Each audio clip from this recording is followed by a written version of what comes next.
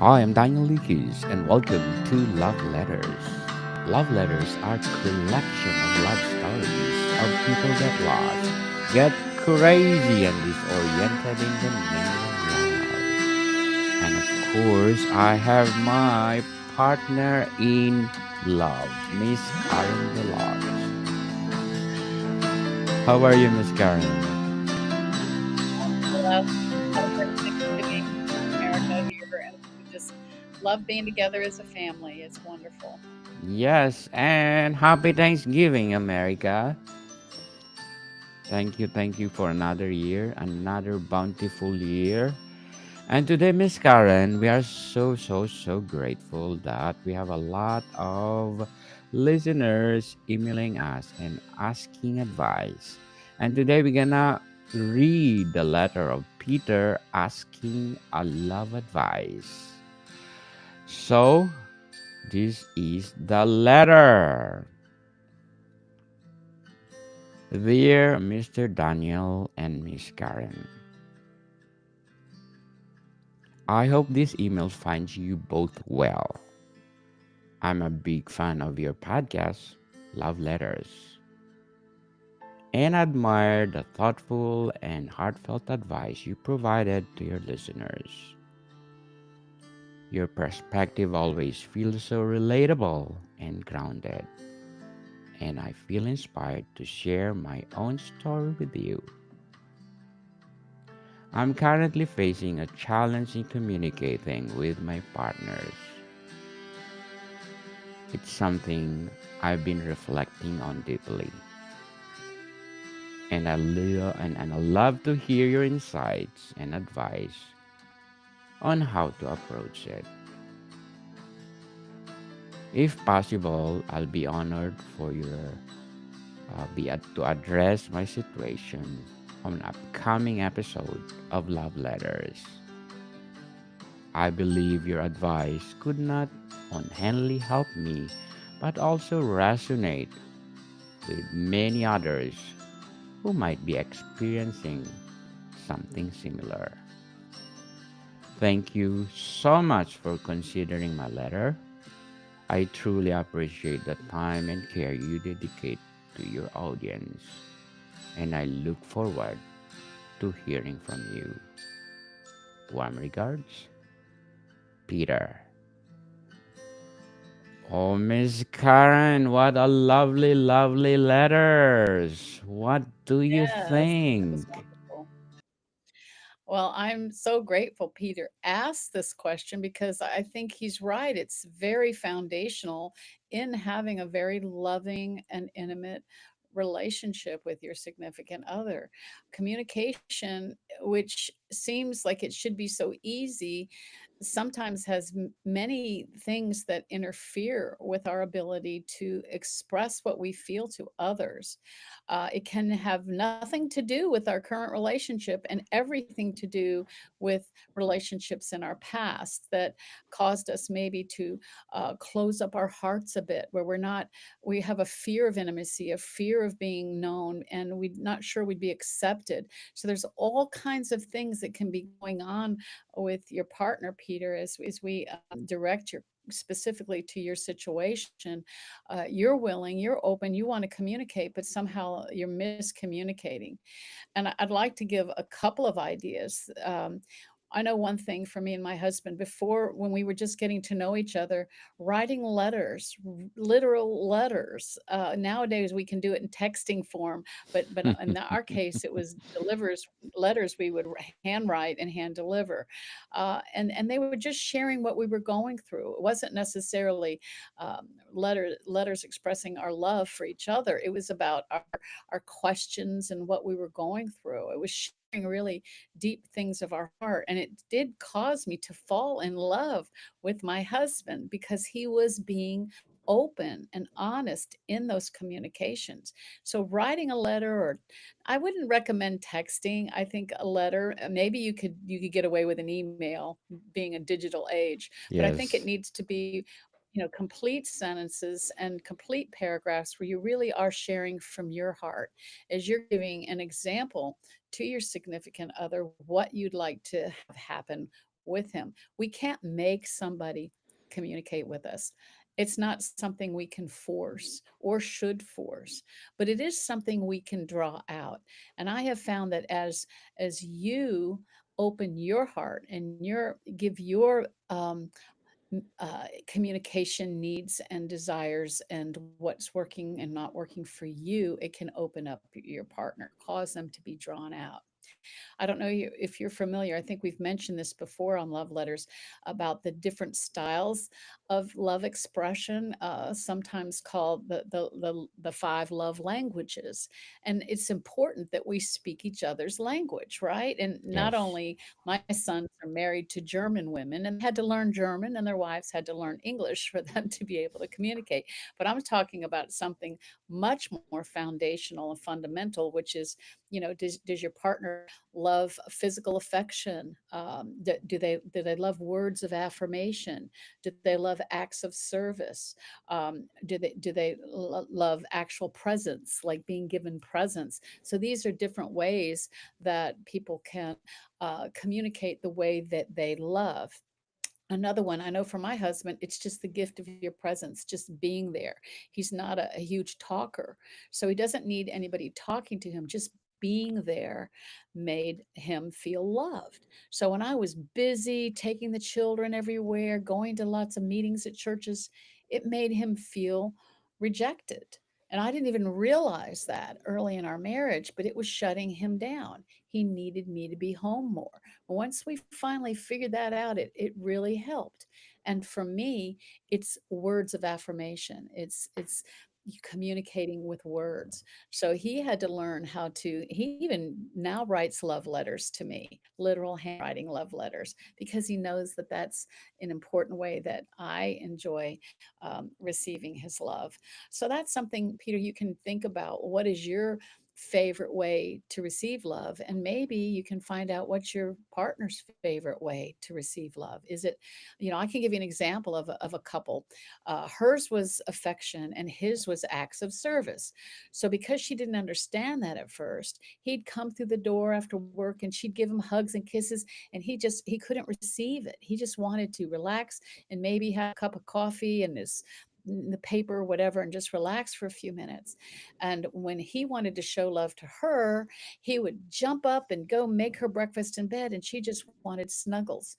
So when they finally could communicate that they were miscommunicating by not speaking each other's love language, once they purposefully did that. So when he came through the door, she didn't smother him with hugs and kisses. She brought him his cup of coffee or his slippers or whatever would really make him feel warm and welcomed. For some people, it's a meal. Oh, you fixed a meal for me. Oh, I'm so grateful. They would just receive it. I know for a lot of women say, oh, to our husbands, you did the dishes. That's like foreplay, because it speaks love to us. You helped in some practical way. So it's really important to know, what does speak love to you and what speaks love to your partner. Definitely. So, Miss Karen, what are the main barriers to effective communication in a relationship? That, Daniel, is a very good question because I think it's an important question to know. Once you do maybe know each other's love language, but it's still not going through, what is it that is holding that back? Is it some expectation that you have, that they feel like you're invading their territory, or you are pushing, or maybe going to take from them because maybe something traumatic happened in their childhood that caused their heart to be a little bit walled up. They might have places of restriction, and they just don't want anybody to go there until they're ready to let those walls down or those barriers down. And all we can do, because I believe love wins, that when we really pour love into someone in every way that we can, that it starts working to get through those barriers that people can have up because of things that happened maybe long before our own relationship with them. Or it could be something in our own relationship. Maybe there's been mistakes made between you, words spoken, or flirtation with other people, or worse, or time spent elsewhere, not with each other. These are things that we need to find out. Are we feeling rejected? Are they feeling rejected because we're not spending enough time? Are we paying attention to other things or other people and not each other? Not making a priority of our own relationship, our our special intimate relationship we have together. So all of these can be hindrances and barriers to a loving and close um, primary relationship. Definitely. So, Peter, remove all the barriers so that you can have effective communication with your partner. So, do you and your partner have different communication styles? Oh, absolutely. We definitely do. I'm an extrovert and my husband's an introvert. And so it's very important to understand their differences. You're not trying to make them be like you, and you don't want them to make you be like them. You need to be each other. And it seems to be very, very often that opposites attract. Very much more often do introverts and extroverts attract to each other. And so those are really important differences to understand that us chatterboxes, I'm a chatterbox, and many women are. We talk a lot, but maybe our spouses or significant others, they don't have the patience for that many words. And I have to learn to give the Cliff Notes version of a story. He doesn't want to hear all the details like I do, and my friends do. So I have to know that difference between us in order to get the point across and to make connections. And it's something that you can cultivate every day with each other as you see the differences and seeing how we can kind of climb over each other's walls to invade with more love and affection and deep caring. I think our words can be a hindrance, Daniel. People can be in their angry moments say words that really are hard to get over. And it's important when you're not having an argument to set some boundaries and say you're not allowed to say this when we're mad. This is like a no go there statement. I didn't marry the wrong man, or you you aren't sorry you married. There's certain words you don't say to each other, and divorce is certainly not something you throw around and threaten if you're having a fight. So there's very important boundaries to make, but you can't make those boundaries in the heat of the moment.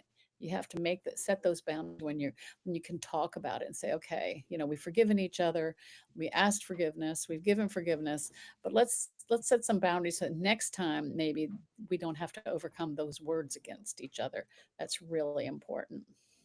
Very important. So, Peter, if you're an introvert, you need to change your ways to communicate with your wife or partner. So, how do emotions such as anger or frustration impact the ability to communicate?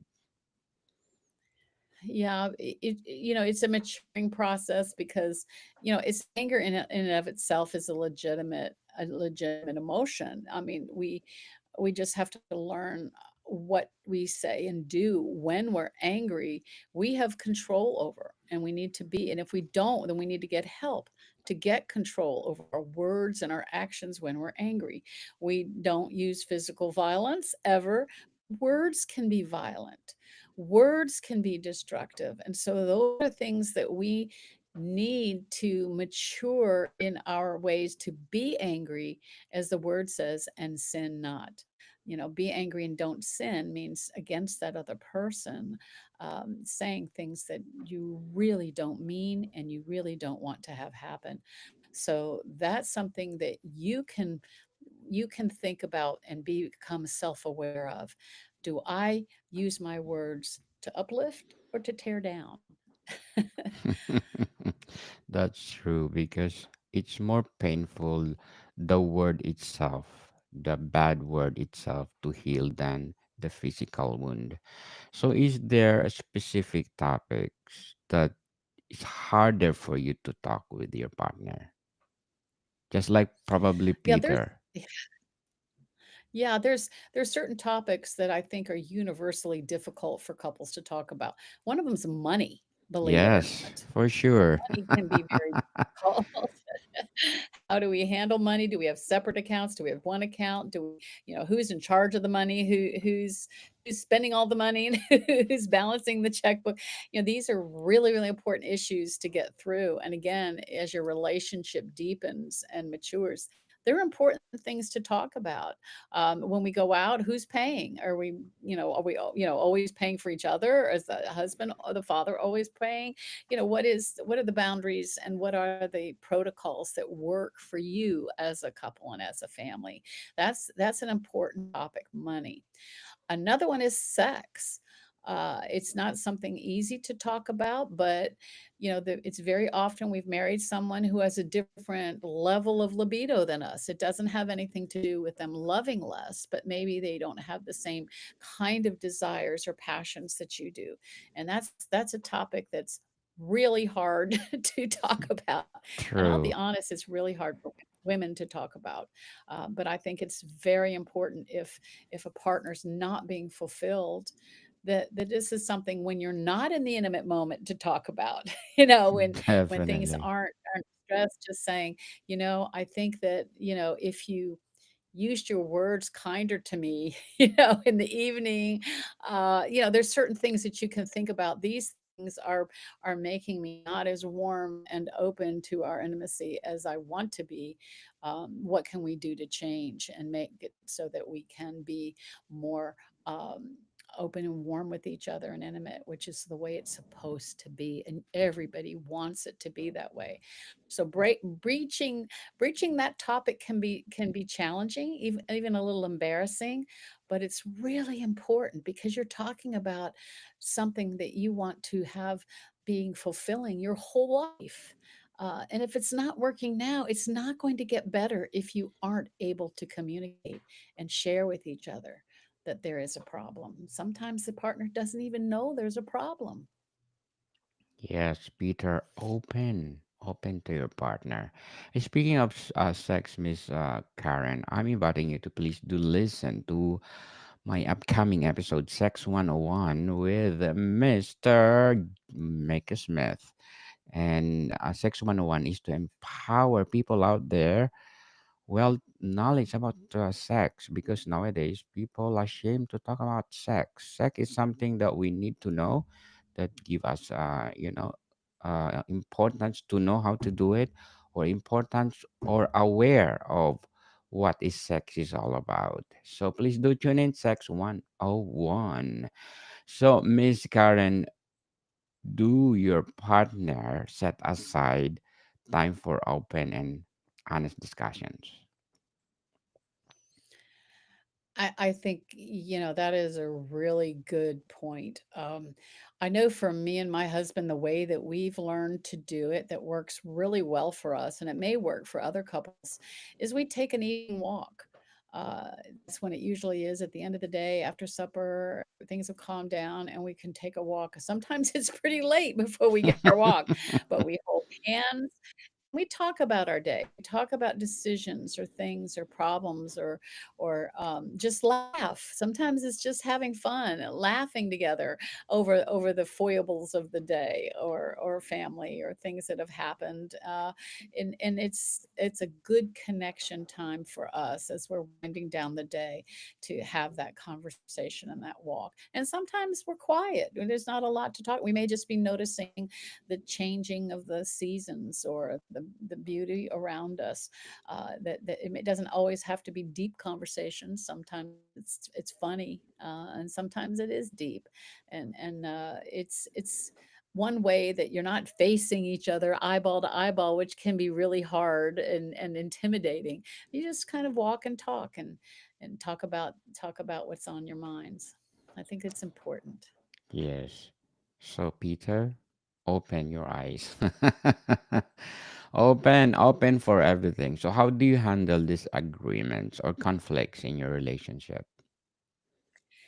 Daniel, that's we should have a whole program on conflict resolution because that's a huge topic. And, that Definitely. that is really, really good questions because you don't think about that. When you're in love and you get excited and you get together and you're married and you're building a life, you don't really think about, gosh, we need to get better at resolving conflicts because there's always going to be conflicts. Just accept that's part of life.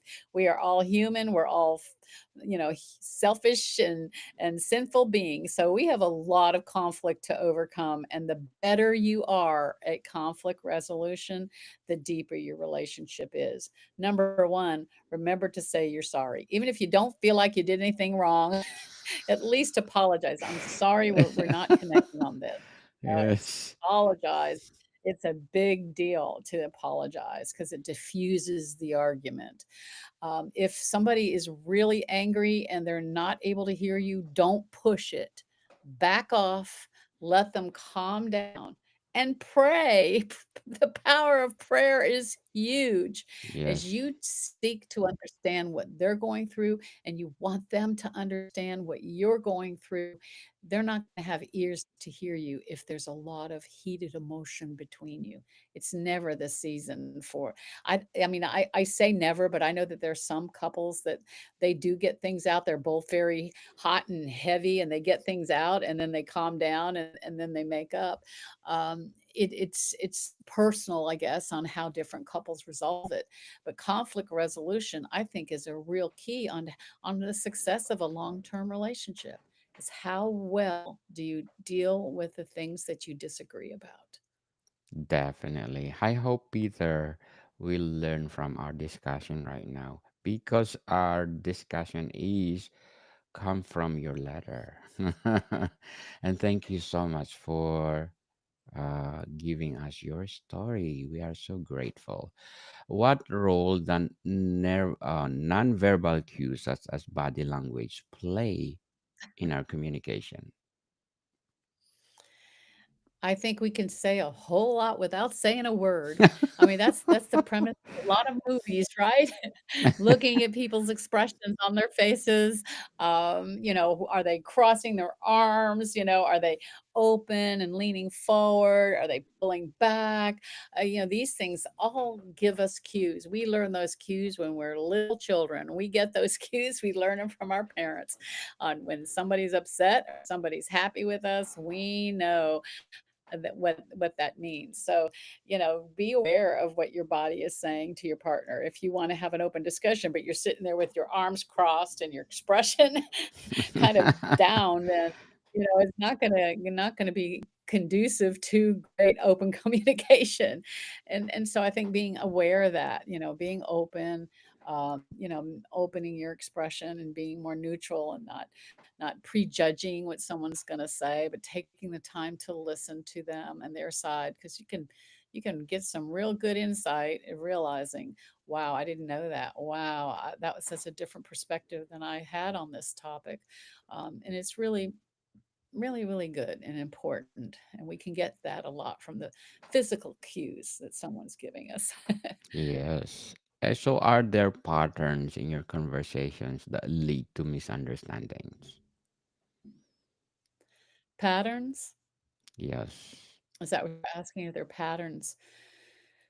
I think that these patterns are learned behaviors from our own families, and they may not work in our current relationships. They may have worked in the family or part of your family dynamic, but they're not working in your current.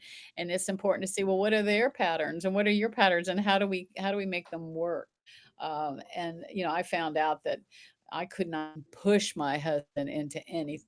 He wasn't going to be pushed or bullied into anything. He was going to resist that. I found really coming in humbly and gently and laying it before him and then backing off, let him think about it, almost always worked better than come in and I got a great idea and this is what we need to do.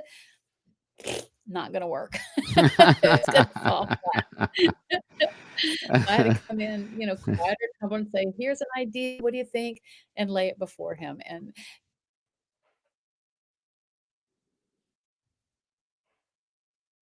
it was important. And in your relationship, it's looking at what's working for them.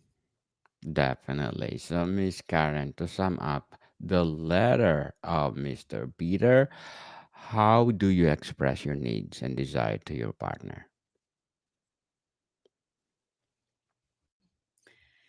Sometimes people will listen to your needs when they feel like their needs have been addressed.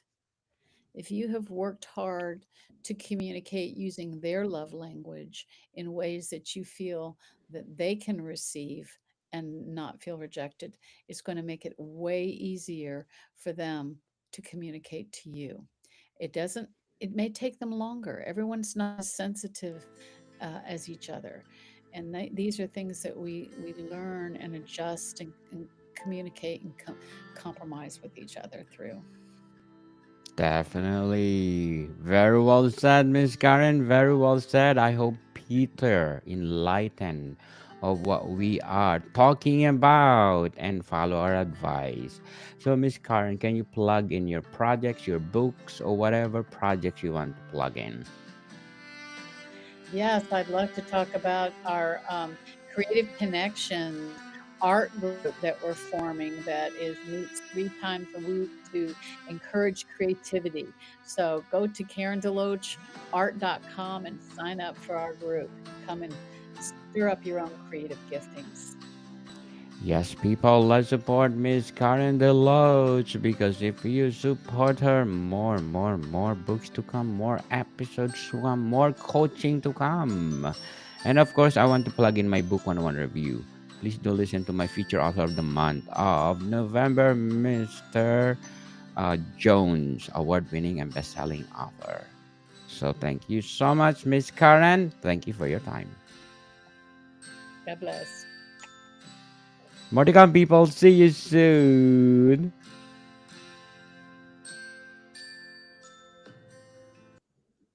So, Miss Karen, can we do our new